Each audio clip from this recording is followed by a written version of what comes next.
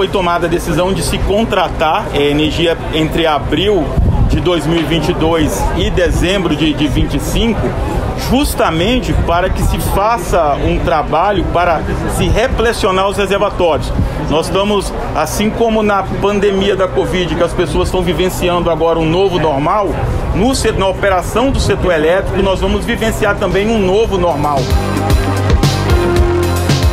No domingo, o diretor-geral da Agência Nacional de Energia Elétrica, André Pepitone, reconheceu que o setor viverá, a partir de agora, um novo normal. Nesse cenário inédito, o desafio é garantir o abastecimento de energia, mesmo com o volume menor de chuvas, o que vem ocorrendo ano após ano na última década. Agora, em 2021, a gente já sabe. Além do apelo para frear o consumo, o governo lançou mão das usinas termoelétricas que impactam diretamente a inflação. A energia está mais cara, gente. É mais um aumento de muitos que já tiveram esse ano. E olha, a conta de luz subiu de maio até agora mais de 360% para quem excede 100 kW. Mas ninguém garante que no ano que vem as chuvas serão tão volumosas a ponto de reequilibrar o sistema, que hoje tem cerca de 60% da energia gerada por usinas hidrelétricas. Na verdade, a tendência, de acordo com as previsões do próprio Ministério de Minas e Energia, é de que haverá dificuldade para que os reservatórios dessas usinas se recuperem no final deste ano. E nesse novo normal, o governo aprovou um plano para contratar de forma simplificada e preventiva mais energia termoelétrica até 2025. Essa que aumenta o preço da conta de luz. Como reconheceu o secretário de Energia Elétrica do Ministério de Minas e Energia, Cristiano Vieira. E não podemos contar somente com chuvas acima da média para termos uma condição de atendimento boa em 2022. Então, já diante dessa perspectiva de ser necessário um esforço de replecionamento dos reservatórios, já há uma sinalização por parte da Câmara de Regras Excepcionais para que haja uma contratação de energia adicional em processos simplificados, para que tenhamos mais segurança também na transição de 21 para 22. Como é o plano para reduzir o risco de racionamento de energia ao longo dos próximos anos? Diante desse cenário, o que se pode projetar sobre os preços no longo prazo? E havia hoje outra alternativa para enfrentar a repetição de períodos de estiagem acima da média? Esses são os temas do Ao Ponto desta terça-feira. Eu sou o Roberto Maltic, estou com a Carolina Moran e nesse episódio conversamos com a repórter Fernanda Trisotto, da sucursal de Brasília, e com o economista Roberto Brandão, pesquisador sênior do Grupo de Estudos do Setor Elétrico da Universidade Federal do Rio de Janeiro. Fique com a gente.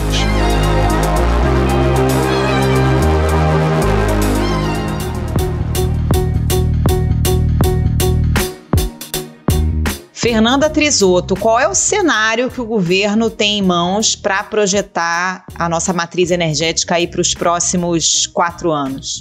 Olha, Carol, não é um cenário muito animador, né? A semana passada teve uma nova reunião da Câmara que revisa todos esses cenários e as apresentações tanto do INMET quanto da ONS mostram que não dá para contar com a chuva. Não dá para fazer essa previsão de que vai chover mais do que o esperado. O cenário é complicado e é por isso que o governo já está se preparando para fazer uma transição energética mais segura desse final de 2021 para 2022 e projetando a possibilidade de fazer contratações adicionais para o período de 2022 até 2025.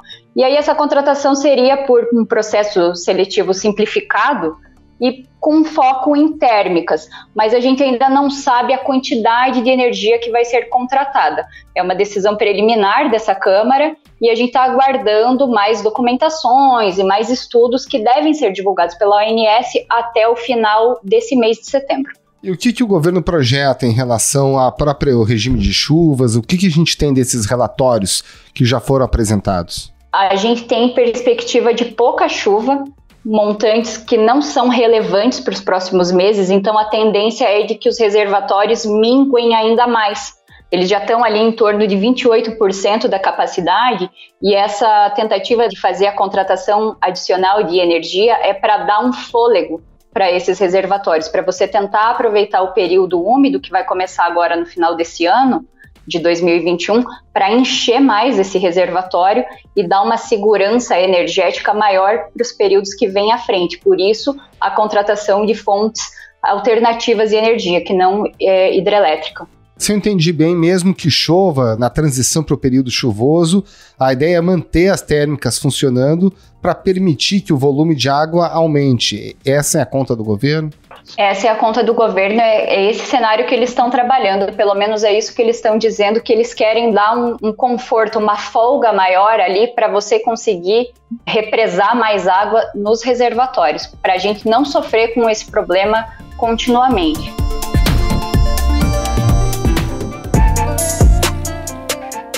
Fernanda, para além da contratação de geração, o governo está investindo também na transmissão? Teve até uma inauguração de uma linha de transmissão nesse fim de semana, né? Teve uma inauguração em Minas Gerais, em Janaúba, e essa linha vai fazer o escoamento, vai facilitar o escoamento da energia que é gerada na região Nordeste, sobretudo de usinas eólicas e solares, para o Sudeste e Centro-Oeste, que são as regiões que estão sofrendo mais com essa seca. Então, foi feita essa inauguração das linhas de transmissão no final de semana.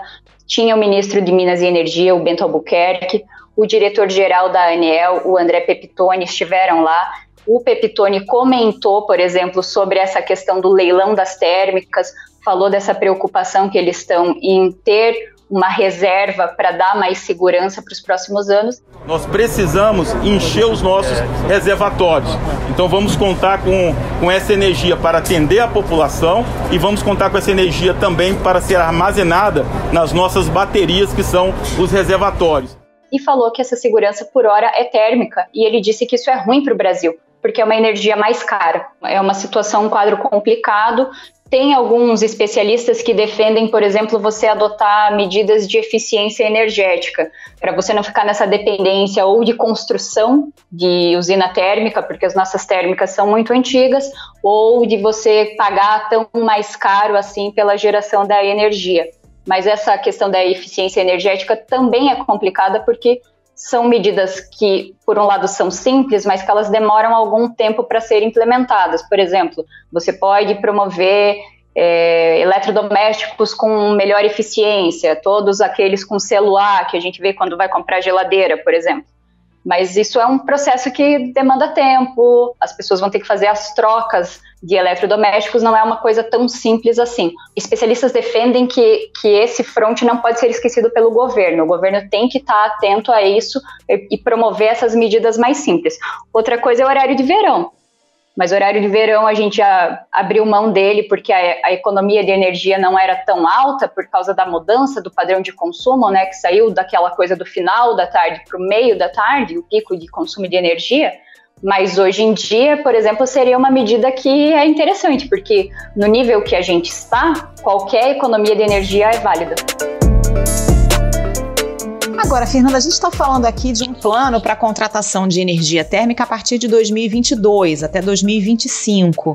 No prazo mais curto, a gente tem uma crise aí na nossa porta, né, até o fim do ano. O que o governo está planejando para garantir que a gente não tenha um apagão ainda em 2021? A gente tem uma crise, sim, uma crise séria.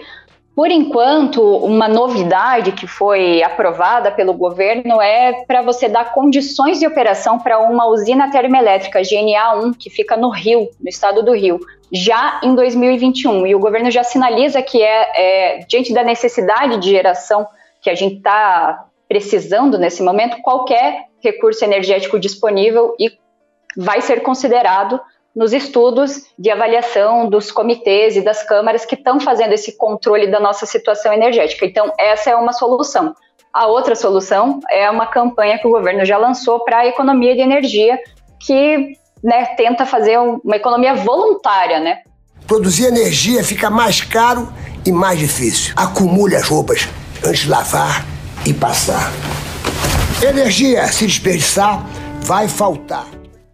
Oferecendo descontos que não são tão relevantes assim do ponto de vista financeiro, mas tentando comover o cidadão a economizar, a pagar um ponto de luz na sua casa, tentar economizar energia o quanto der, porque a situação é grave, é desesperadora nesse sentido que qualquer economia realmente é bem-vinda e pode ser o fato de você apagar uma luz na sua casa, não ficar usando ar-condicionado, chuveiro elétrico nos horários de pico, que são ali no meio da tarde e tal. Então, são medidas que o governo tem pedido e tem tentado se dedicar mais a essa possibilidade, a essa comoção, né, a sensibilização do público. Agora, Fernanda, para a gente terminar, houve outras duas medidas importantes relacionadas à energia. Foi a sanção de uma lei que trata da tarifa social. E também nessa segunda-feira houve a criação, o anúncio no domingo, de uma estatal relacionada à energia nuclear. Do que tratam essas duas medidas? A estatal é a coisa mais simples, né? Essa nova estatal ela vai assumir as funções públicas da Eletrobras, quando a Eletrobras for privatizada. Então, por uma questão legal, a Constituição brasileira determina que, por exemplo, o fornecimento de energia nuclear é uma função do Estado, né? É uma exigência do Estado. O Estado é que tem que fornecer. Então, essa estatal vai adquirir o controle da eletronuclear e da parte que a Eletrobras possui no capital da Itaipu, porque ela é uma usina binacional, então ela não pode ser privatizada. Ela é uma coisa mais simples, o governo já separou 4 bilhões no orçamento desse ano para a constituição dessa empresa e depois ela vai funcionar com as próprias pernas, com recursos próprios, e o governo diz que ela vai ter uma estrutura enxuta, mas ele não divulga quantos funcionários essa nova empresa vai ter. A única coisa que a gente sabe é que essa contratação vai ser feita por meio de concurso público em um regime CLT. E a tarifa social, esse benefício já existe, ele é voltado para as camadas mais pobres da população, então pessoas que são beneficiárias de programas sociais como a Bolsa Família, por exemplo, ou estão cadastradas no Cadastro Único. E o que acontece hoje? Essas pessoas têm que pedir acesso ao benefício. E essa lei que foi sancionada diz que não, elas não precisam ir atrás disso, elas têm que ser automaticamente incluídas. Mas essa inclusão na tarifa social só vai valer para o ano que vem, só a partir de 2022. Fernanda Trisotto, muito obrigado pela sua participação aqui no Ao Ponto. Um abraço e um bom trabalho. Obrigada, Fernanda. Até a próxima. Abraço para vocês também, gente.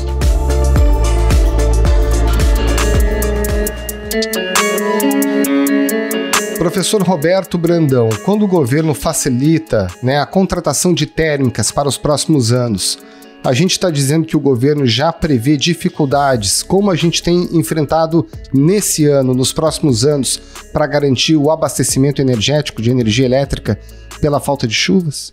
Olha, o ano que vem é um ano muito delicado, porque é certo que os reservatórios das hidrelétricas vão terminar esse ano muito vazios. É bem capaz de nós conseguirmos evitar uma coisa pior, um racionamento, mas no próximo ano, se repetir a situação, não precisa nem ser tão ruim de hidrologia igual esse ano, mas uma situação fraca, nós vamos ter que usar térmicas o tempo todo de qualquer maneira. Então o governo constatou isso e está tentando aumentar a oferta de geração térmica no Brasil. Para fazer isso no curto prazo, você tem duas alternativas. Existem algumas usinas, poucas, que não estão gerando, elas não têm contrato. E não tem contrato e não tem fornecimento de gás também. Então elas estão paradas, eventualmente, fornecendo um contrato para essas usinas, é possível recolocá-las em operação. Então esse é um caso. A outra coisa, para trazer uma usina nova para o país, ela provavelmente não vai ser a gás, ela provavelmente vai ser a óleo e pode ser montada no país em pouco tempo, mas normalmente agrega pouca energia e são usinas muito caras, movidas a combustível a óleo, extremamente caro. Não está claro exatamente qual é o caminho que o governo vai seguir, se ele vai oferecer contratos para usinas existentes, se vai trazer novas ou ambos, né? Para mim não ficou claro ainda. Agora, professora, a gente tem aí um cenário de escassez hídrica cíclica, mas constante, né? Volta e meia a gente está às voltas com esse problema novamente. Na sua avaliação, num planejamento de mais longo prazo, mais estruturante, o Brasil deveria continuar tão dependente da energia hidrelétrica ou a gente tem que investir em outras fontes realmente? A gente já vem fazendo isso, né? O país tinha 90%, chegou a ter mais de 90% da capacidade instalada de hidrelétricas e elas vêm perdendo espaço na matriz de geração e para o futuro não há previsão de construção de muitas hidrelétricas. Certamente algumas serão construídas, mas elas vão continuar perdendo participação. Então, isso já é o que nós estamos fazendo, não tem uma grande novidade. A verdade é que o planejamento do setor, ele não é feito para um ano tão seco quanto esse.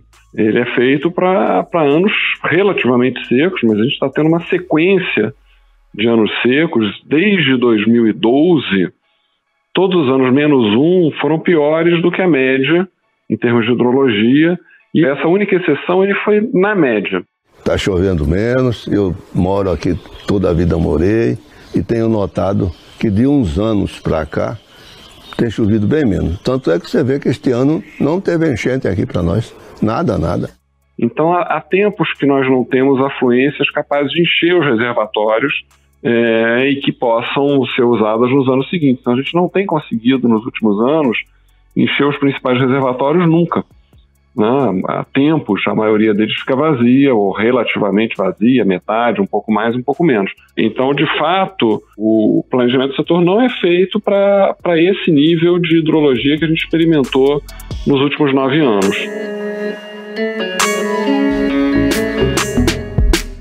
Professor, vamos falar um pouco do preço. Se a gente tem que acionar mais e mais térmicas e a gente não sabe como vai ser o regime de chuvas nos próximos anos, a gente pode supor que o preço da energia elétrica continuará subindo à medida que a gente precise de mais térmicas, ou chega uma hora que consegue se equalizar o preço, a tarifa dessa energia?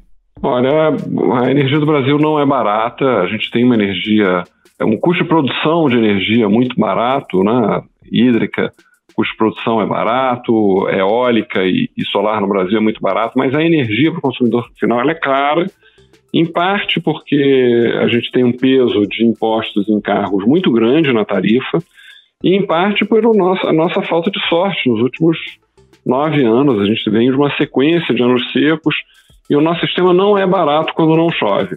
Ele é barato em situações normais, mas o normal tem sido a exceção nos últimos anos, né? Então, a perspectiva em termos de custo de energia, do custo da geração, até pelo menos o início do ano que vem, é uma perspectiva ruim. A gente vai continuar importando energia e gerando todas as térmicas que a gente conseguir acionar. Mesmo aquelas que são caras de serem mantidas continuamente funcionando, elas vão ser usadas. Então, no curto prazo, a gente vai ter energia cara no próximo, pelo menos talvez no próximo ano, ou pelo menos até o início do ano que vem. Se a gente tiver um ano muito úmido ano que vem, a situação normaliza, progressivamente pelo menos, porque o sistema, por incrível que pareça, ele está extremamente folgado em termos de capacidade de geração. A gente tem um problema realmente de falta d'água. A gente está com um ano muito seco e o sistema está folgado, foi construído esperando uma demanda que não veio. Belo Monte tem capacidade de gerar 11.000 megawatts, energia suficiente para abastecer 60 milhões de pessoas. Então, a gente não vai ter um racionamento, ou se tiver, será alguma coisa leve, em função de um certo excesso de capacidade. Por incrível que pareça, a gente tem hoje um relativo excesso de capacidade de usinas que foram construídas antecipando uma situação de aumento de consumo que não aconteceu. E que, por sorte, não aconteceu, porque a gente teria, se tivesse acontecido, a gente teria um racionamento. Como eu disse, o nosso sistema não foi planejado para operar em situações de seca tão prolongada como a que a gente vem passando. Agora, é um desafio esse planejamento, né, professor? Porque se a gente tivesse, de fato, um ano úmido, o senhor diz que temos uma capacidade instalada até bem superior à nossa demanda. Só que não tem chovido. Então, ao mesmo tempo, se você investe muito em térmicas agora, pode ser que no futuro essas térmicas fiquem ociosas. Então, tem que encontrar um ponto ótimo aí, não é simples, né? Não é simples. Eu vou te dizer, provavelmente elas vão ficar ociosas daqui a algum tempo. Você está realmente aumentando a contratação para dar segurança no próximo ano, par de anos. Mas você tem agora um movimento muito forte, que eu acredito que continue, de expansão do parque gerador em cima de eólica e solar, que estão muito baratas, né? A produção de energia de fonte eólica e solar no Brasil, o Brasil tem potencial bom, e esses projetos estão cada vez mais baratos. Então, esse ano, e provavelmente no ano que vem, em função até do fim dos subsídios para esse tipo de fonte, a gente vai ter um boom de geração solar e eólica. A gente já está tendo, na verdade. Então, assim, o sistema não está com problema por falta de expansão da geração nem da transmissão. As duas coisas vieram acontecendo. A água da qual a gente depende é que está faltando. Tem uma alternativa aí para o setor, né, que também é bom para a mãe natureza, né, que são as chamadas energias renováveis. Professor, para planejar o futuro, a gente está lançando mão dessas usinas termoelétricas, essa é a opção do governo, que são mais poluentes e mais caras, enquanto o mundo avança na direção das chamadas fontes renováveis. Em que medida é essa necessidade, essa situação que a gente está colocado, sem chuvas, acaba colocando o Brasil na contramão de outros países? Olha, sim, hoje em dia as termoelétricas, mesmo as a gás, elas são necessárias, na maior parte dos sistemas elas são necessárias, mas você tem uma tendência a nível mundial de substituição de termoelétricas, que a gente no Brasil nunca teve muitas, sempre fomos mais hídricos, né? Mas a tendência a nível internacional é substituir termoelétricas por geração renovável e armazenamento, e as termoelétricas ficam mais para uso eventual, numa situação em que não tenha sol, não tenha vento, ou num ano muito seco, etc. Então essa é a tendência mundial, mas a gente tem que chamar a atenção também que o Brasil tem um parque instalado de termoelétricas muito pequeno, proporcionalmente a nível internacional. A gente e vai continuar a ser um sistema baseado em fontes renováveis, hídrica, e agora, crescentemente, eólica e mais recentemente solar. Então o nosso sistema, mesmo que a gente agregue mais térmicas, ele vai continuar tendo uma marca dominante da geração renovável, hídrica cada vez menos, mas como é muito grande, continuar sendo importante, e cada vez mais solar e eólica. Eólica, sobretudo, no curto prazo, talvez num prazo maior, solar se torne também importante. Professor Roberto Brandão, muito obrigada pela participação, bom trabalho para o senhor. Muito obrigado, professor, um abraço, hein? Valeu. Ok, obrigado para vocês. Tchau, tchau.